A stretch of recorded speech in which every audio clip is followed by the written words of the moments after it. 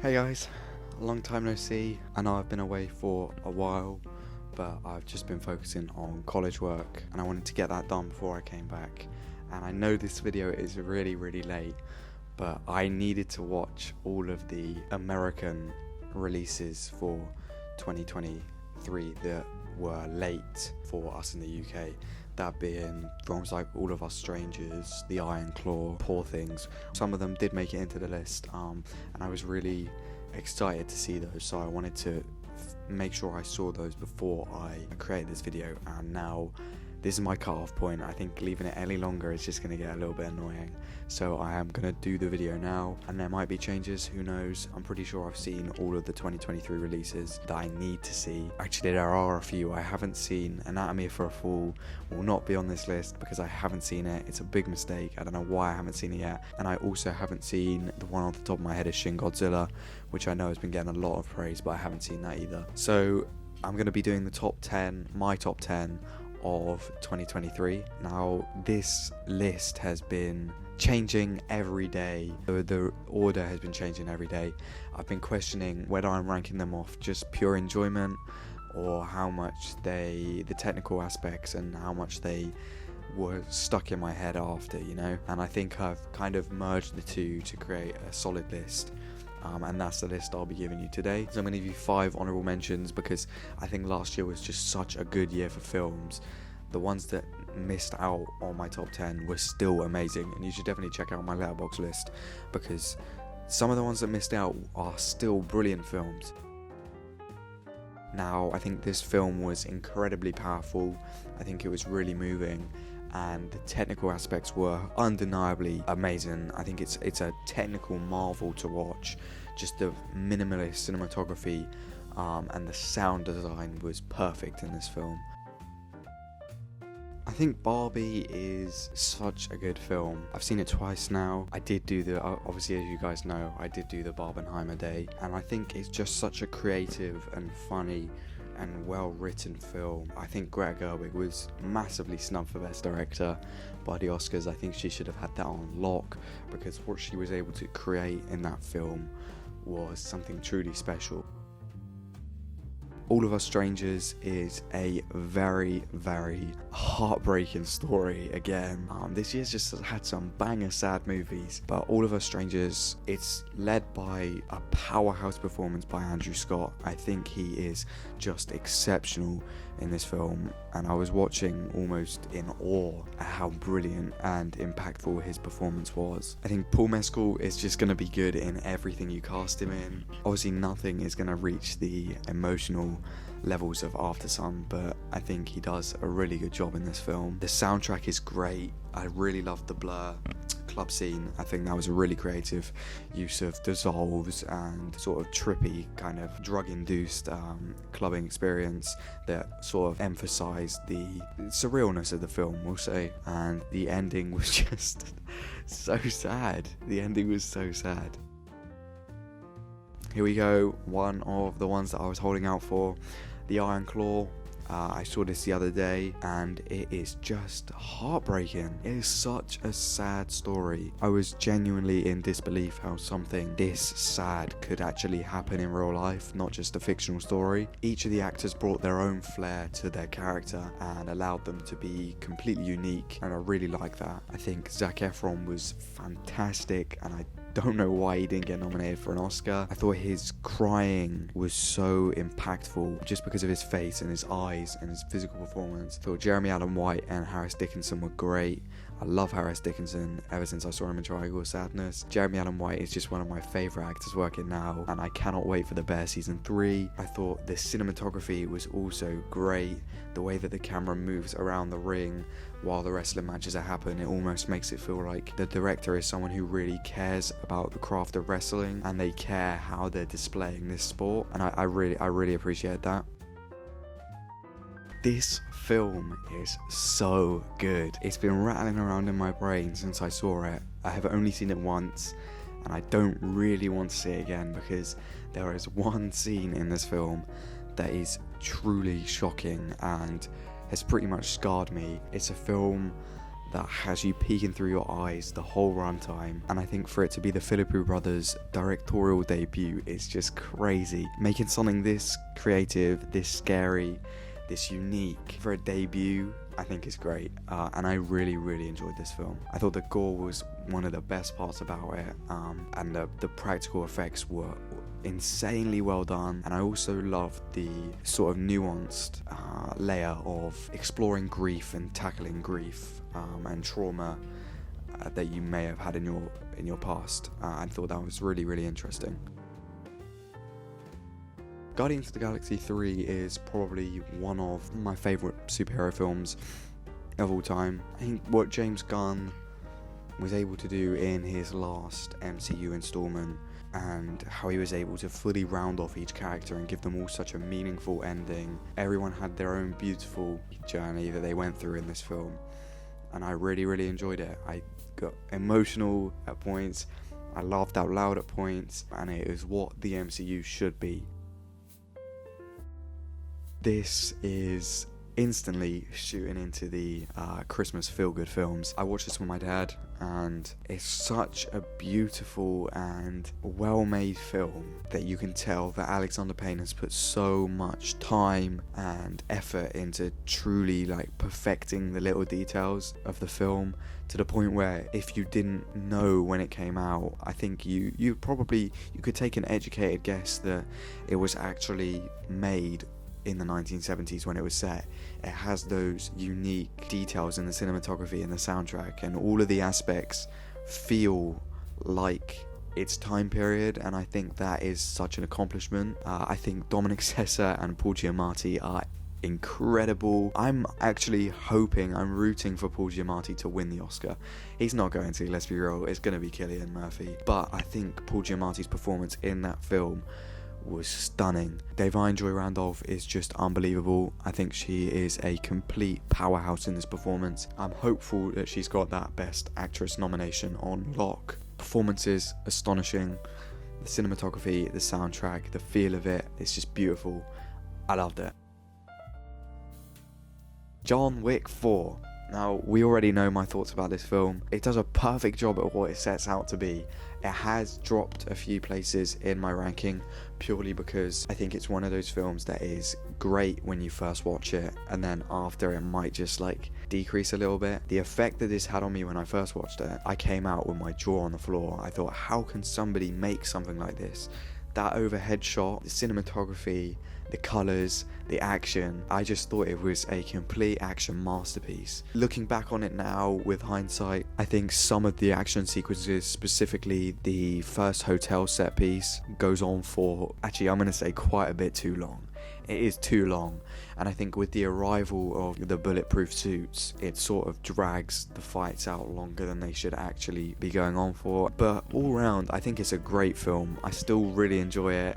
It's just dropped a few places thinking about it with sort of an objective look on it. I came out of this film in awe. I was speechless. I gave it 5 stars. I thought it was truly a perfect film. I couldn't fault it the first time I watched it. I loved it.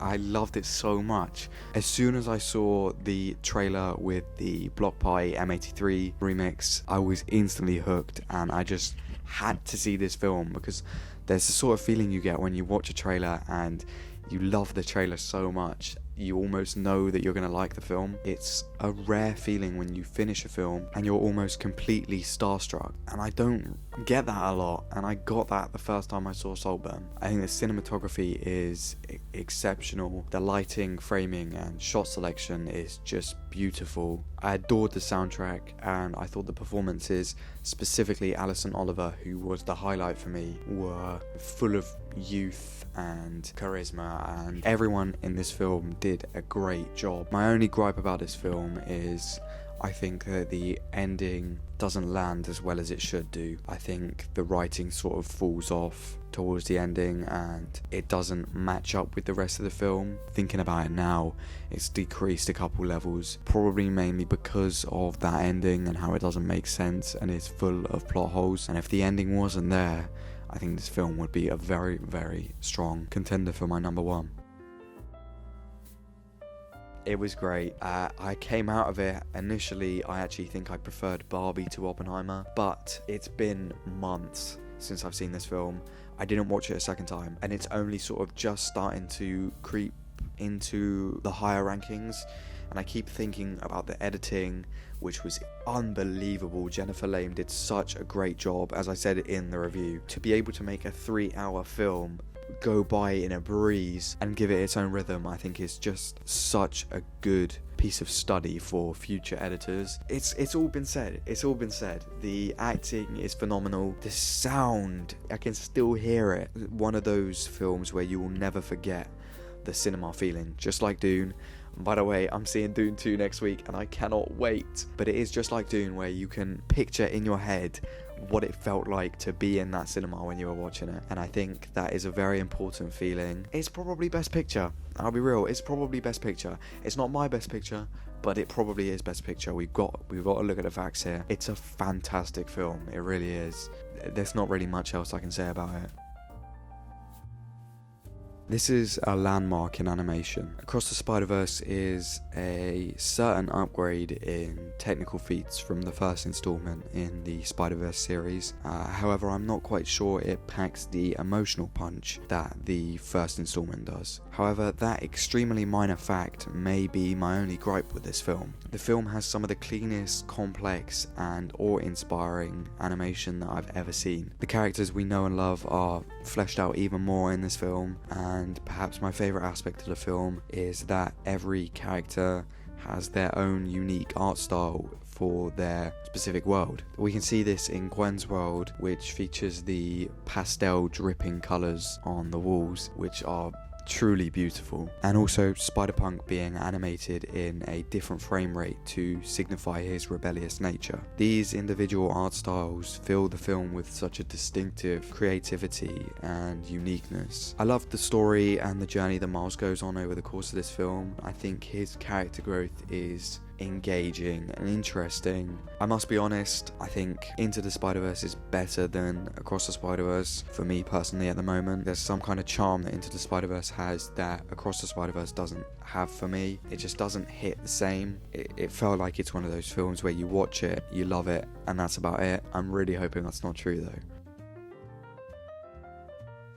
Next up, we have a shocker for a couple of you, I think. Rye Lane. This film is so good. I watched it again last night and I love it. I think it's charming, I think it's bubbly, I think it's funny, it's colourful, it's vibrant. There's so many adjectives you can use to describe this film. Performances from Vivian Oprah and David Johnson are great as pretty much first-time actors. I know Vivian Oprah I think this was her first big-time role. For like first big-time film gigs, I think they give such a good job. I've listened to podcasts and Rain Allen Miller has said they had never met each other before. They were cast individually and then they met each other and they just instantly click. And you can feel that in the film because their relationship together is almost like they've known each other their whole life. I think that's such a good aspect of the film, and it just shows how strong the performances are that they can make the audience feel like that. I think the music by Quez is so good. I've been bumping that on my headphones for the past couple months, and it just makes me feel like I'm in London, walking through the colourful streets, having random encounters with people. It's so good. It's just such a fun film. Yeah,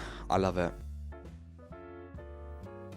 I saw Poor Things a couple weeks ago and I loved it. I think the dialogue is one of the best aspects of this film, and I love the way it's shallow and lacks a lot of emotion, perhaps reflecting the belief of valuing scientific proof over emotions that sort of permeates through the film itself, being said many times by many different characters. However, this writing, void of any feelings, could also be a self-reflexive technique Yorgos Lanthimos incorporates in all of his films, that I've seen at least, to make the audience unable to fully connect to his films and the characters in them, and make the audience aware that they are watching a film driven by a fantasy idea. I think the cinematography is perfection. Every single frame in this film could be hung in a museum. I also loved the incorporation of the unique and bizarre lenses and camera movements. I thought it added a creative flair to this film that I never really have seen in any other film in my life. Emma Stone is